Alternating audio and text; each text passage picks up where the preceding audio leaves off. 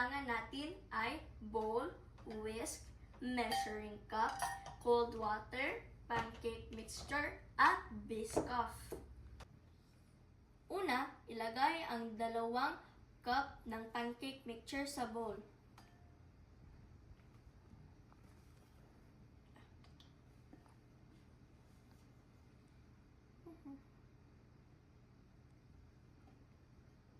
Isunod natin ihalo ang malamig na tubig.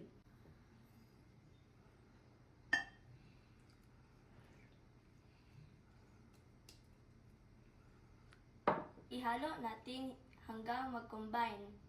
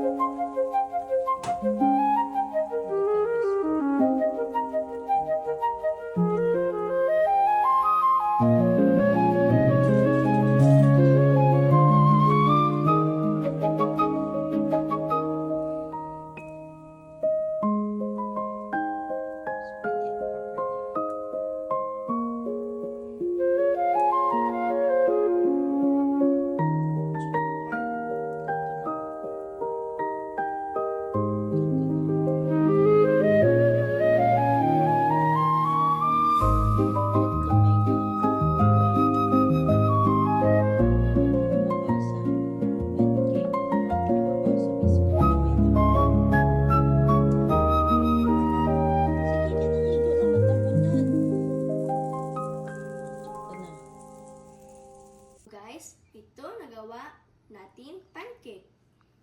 1, 2, 3, 4, 5, 6. Hanggang dito na lang guys. Paalam!